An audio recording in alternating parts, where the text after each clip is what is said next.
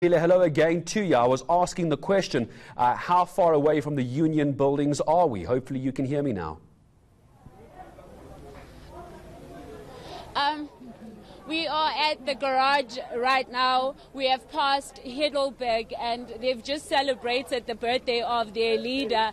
That will be Bonginkosi Khanyile, the guy that has been leading the march from KZN. He's supposed to join us to speak to us, but he's of course occupied with his celebration of his birthday. Bonginkosi, please tell us, what is different about this march?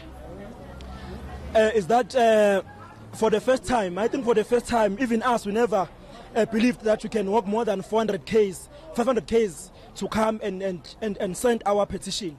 We've survived storms on our way, survived the rains, survived the heat, survived anxiety and stress when we came. And by that, we think that Mr. President will see how serious we are.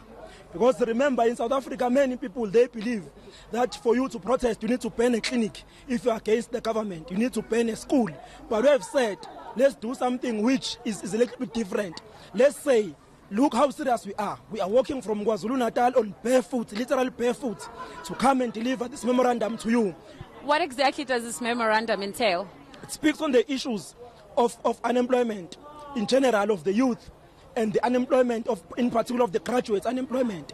It also speaks about the poverty that you are swimming in, absolute poverty and relative poverty. It speaks about one of our brothers who's currently kept in prison by the name of Khaya Tegeshe, that we are going to visit tomorrow, pay him a visit, and also send a memorandum, a direct memorandum to the head of prison, because we have two memorandums. The first stop is Louikop, the head of prison, because prison must take a side. They can't keep a person that they see does not belong in prison and yet they are quiet. They must choose a side, and they must also write to government that they support our call. This one does not deserve to be kept with hardcore criminals. You know, recently there's been a raid in Louikop prison. They found everything there which are used by hardcore criminals, and Khanya does not use some of those things. But Khanya did break the law, didn't he? No, he never broke any law. Don't believe that he broke a law. We believe that he acted in manner because he believed in that struggle, in that cause. There are many people who did extreme things during the struggle, including killing our sisters and brothers. But they were given amnesty. There's no one, there's no poor that has ever served any sentence. Why would you endorse a cause that was done by criminals? If you agree that a free education is a genuine call, then agree those who have led it and accept them and treat them not as criminals, but as men and women who are noble and who believe in a correct cause.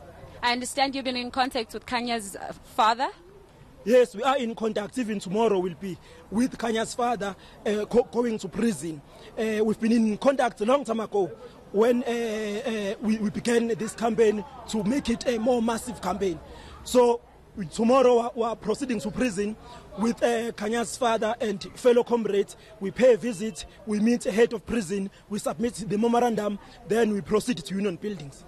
But one can say that you're doing all of this because you yourself are faced with charges.